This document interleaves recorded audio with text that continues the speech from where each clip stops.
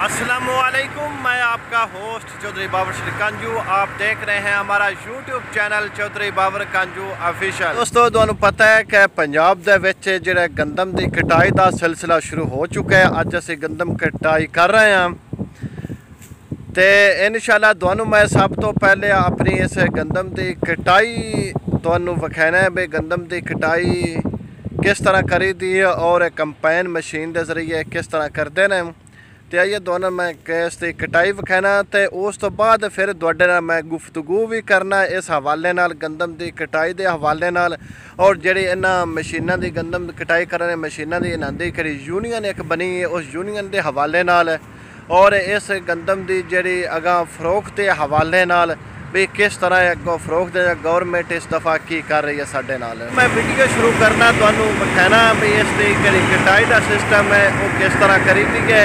तो जिहड़े दोस्त नवे आए ने मेरे यूट्यूब चैनल ते वो मेहरबानी करन ते मेरे चैनल नू सबसक्राइब लाजमी करन ते नाल घंटी का निशान भी क्लिक करन ताकि हमारी हर आने वाली नई वीडियो आप तक पहुँच सके।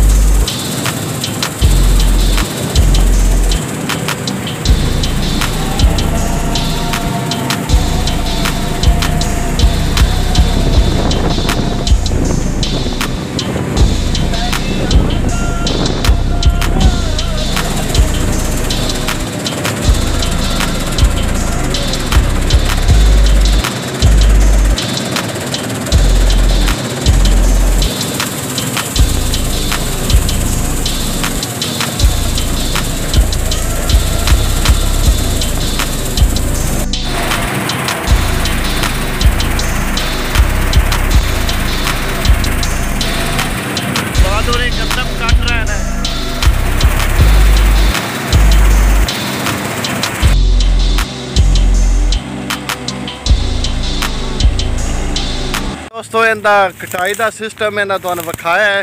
यकीन करो ड्राइवर इन्हें मशीना चला जाता मैं उत्ते तो चढ़िया तो है पर मेरिया अपनिया नसां बंद हो गई ने भी किवें किन्ना उत्ते कट्टा है किवें उत्ते मशीन का साह बुट हुंदा गर्मी के नाल कटाई करते हैं। अल्लाह नानी ये तफीक दी है ये अल्लाह नानी हिम्मत दी है। दोस्तों, हुण मैं गुफ्तगू तुहाडे नाल करना इसकी किहड़ी यूनियन इन्हें बनाई वो यूनियन का अमल तो ठीक है लेकिन इत्थे साडा किहड़ा पंजाब है वो पंजाब के हिस्से में तो ठीक है तो किहड़ा ज़्यादातर जाते हैं दूसरे सूबे बलोचिस्तान टोर गए सिंध जाते हैं उत्थे नान कटाई का बड़ा एक मसला बनता है और उन्होंने पैसों की कटाई की जी रकम होंगी है पैसे होंगे उन्होंने लैन देन के मामले वास्ते ये कि बनी है वो तो ठीक है तो लेकिन कि इन्हों रेट है ना वो इन्हें फिक्स किया 4000 रुपया। तेल भी महंगा है खर्चे भी हैं लेकिन फिर जट भी कि मायूस ने अगों कटैनी तो है पक जू गई है अगों कटाइए ना तो ये ना रेटा का मुतालबा करिए तो फिर कटते भी नहीं तो अगर ये कटते ने ना यूनियन लग जाए पता तो फिर ना दी मशीन जब्त कर देंगे बाकी जी कटाई की होंगे वह भी जब्त कर रहे हैं कि यूनियन का सदर होंगे मुतलका इलाके का। जानब अगर किसानों के हवाले में गुफ्तगू असीं करते हैं भी गंदम तक असीं कट लीए तो रेट गौरमेंट माशाअल्लाह इस दफ़ा 2200 रुपया दिता है तो 2200 तो ना ही खरीद रही है गौरमेंट है उनके भी इन्हों का टीका ला रहे हैं। दूसरे नंबर पर अगर इसनूं आप स्टाक करिए तवारी जट आप स्टाक करन या आड़त स्टाक करन तवारी स्टाकिया बहुत बड़े परेशान हो गए।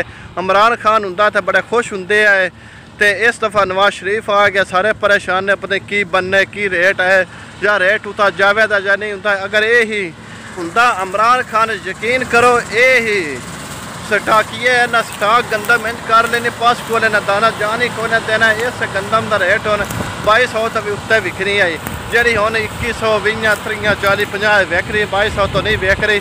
वो भी जनाब 30 रुपये मजदूरी पै रही है, तो अगर त्रोड़े रखिए तो 40 रुपये का त्रोड़ा पौंदा पे। तो इस तरह जनाब सारा सिस्टम बनता पे। इस तरह गंदम रखी जाए, अगर आप स्टाक की जाए 100 रुपया गंदम स्टाक ते खर्चा आता है। अगर गवर्नमेंट पासकू को जाइए तो पासकू वाले भी खर्चे बड़े पाते, लेकिन रेट पूरा दे देंगे क्योंकि उसकी जी मजदूरी होंगी है ना, वो मजदूरी उधरों फिर वापस आ जाती उनके नाल लग के करे उदों असीं पैसे लेने होंगे ना, उन पैसों अज वक्ती सिर ते अदा करी दी है, लेकिन बाद अदा हो जाए। जरा जलालपुर का पासकू सेंटर है उसका टारगेट 84,000 बोरी का है, तो जरा तकरीबन 55,000 टारगेट 60,000 टारगेट उन्होंने पूरा हो गया। बाकी रह गया थोड़ा जहा टारगेट, वो भी इंशाल्लाह उन्हें कुछ दिनों के कंप्लीट कर लेना है।